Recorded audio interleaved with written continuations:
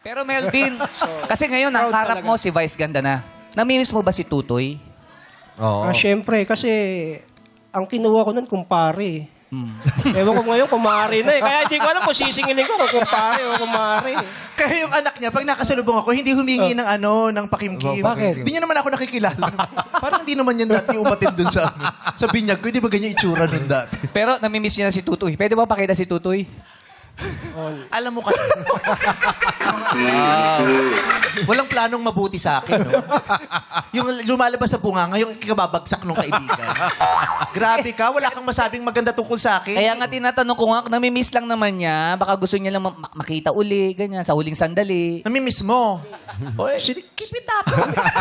Siyempre, namimiss namin yung tutoy na dati namin kasama. Siyempre. Kaya lang, yung alam bata. naman namin yung panahon na ngayon, pero Yeah. masaya kami para sa kanya. Eh. At least hindi niya nalilimutan kami, Yun. tsaka yung lugar namin. Yun. Lagi niyang binabanggit yung lugar namin. Yun lang, proud na kami. Okay na yun sa amin. Masaya na kami ron.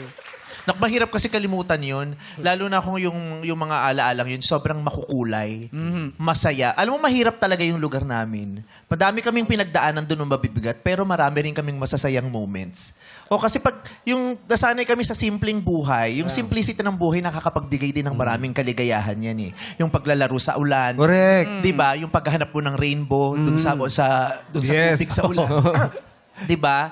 Yung mga simpleng Baha-baha. yung pagbabasketball nyo kahit 11-11 lang kasi half court lang naman. Yes. 'Di ba? Yung ring nyo na ipinako lang naman sa poste.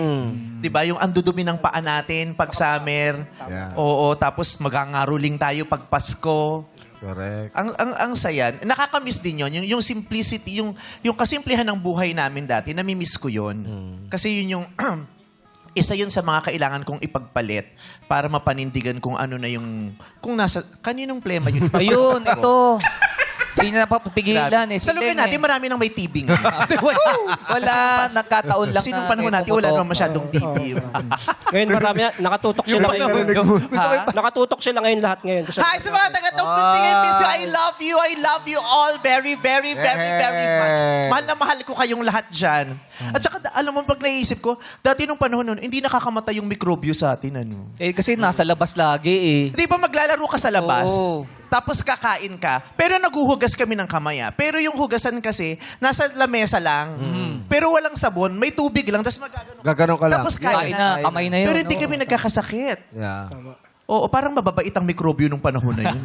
Friendly pa yun. Oo, friendly pa. At saka healthy yung mga yung mga mikrobyo ngayon kasi may mga sakit. Kaya pag napunta sa atin, nagkakasakit tayo. Yung mga mikrobyo dati, healthy. Oo. Oo. Actually, mga chemicals na lang talaga yung mga umaano sa atin. Hindi naman may microbe. Kamusta ka na? Ano ang trabaho mo? Sa bahay na ako ngayon na lang eh. Nag-abroad ka daw? Sa 1 year lang, kaso medyo nagkasakit. Saan ka nagpuntang bansa? Nag-Japan ka daw? Saudi. Saudi. Kasi balita ko nag-Japan to, sumasayo na nakatanga. Talaga? Parang di gagawin ni Melvin. Oh, pero ano na pinagkakabalaan mo ngayon, Melvin? Ngayon, sa bahay lang ako, medyo. Yung dating hanap buhay kasi sa lugar namin, yun ang pinaka-number 1 na hanap buhay, yung pagbabasahan ba. Hanggang ngayon ba? Pagkaan. Ngayon na Marami lang, pa ngayon rin na lang. Maraming. Hanggang Pag ngayon, nagbabasahan, gumagawa kami nung Mga basahan. basahan na binibenta sa Karisaso. driver. Yung Yes. bilog o kaya Yes, yes, two-ply. yes. Kami nagsasalansan noon. hanggang ngayon, yung pa rin ang pinaka-main hanap buhay dun sa lugar natin na yun. 10 pa rin ba yung isang ganon? Peraso. 36 baka pieces nagmahal yung na isang yan. bundle nun eh. Isang bundle. Magkano yung ganon? Yung 36? 65 ngayon, 65. 36 pieces. Pero pag 36 gwapo yung pieces driver, yung dinadagdagan ko ng 5. May plus 5? 41 yung binibigay ko. Pinapatukan ng nanay ko. Kulang to ng 5. Nabigay ko to sa isang driver. Okay. Masaya akong nakita ka ngayon. Ilan na anak mo? 2 lang.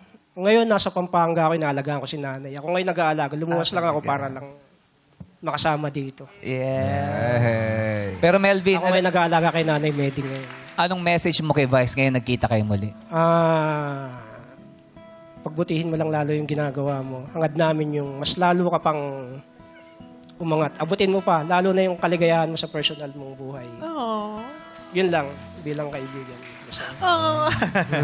Bet, pakilala mo naman si Ayon kay Melvin. Eh, best friend mo to eh. Ay, gusto ko, sa inyong lahat ng mga kalugar ko, mga kapitbahay ko, ayun po yung napang-asawa ko si Ayon, oh. Ayan, oh. Hindi ikaw! Hindi ikaw! Ayun o! Birthday ng asawa mo ngayon eh. Hindi ko, Hello po sa inyo. Ayan po. Ayan. Di ba ang gwapo? Oy. Kung di ako umalis ng Tambunting, hindi ko makikita yan.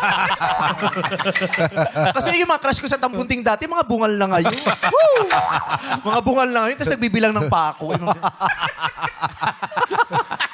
Ganun na yung mga crush ko dati. Ito yung crush mo dati, di ba? Si Mark? Alin? Si Mark. Hoy! Di ba? Ay, alam mo, ito, malapit din sa pamilya namin. Ay, talaga? Bakit? Ang laki mo na. Hindi na umalis akong baliit talaga yan. Ah, talaga? Oo. Salbahe to eh. Bakit? Bakit mo sinasabi? Di ba, Melvin? Bakainin mo. Talaga ba? Siya yung batang masutil.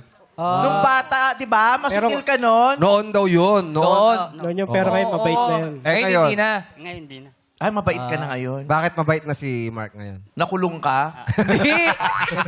Yung iba kasi kailangan makulong muna bago bumait. Hindi, simula nung namatay lola ko.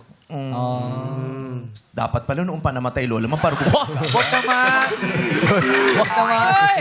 eh yan, kamamatay lang ng lola niya, kababait niya lang tuloy.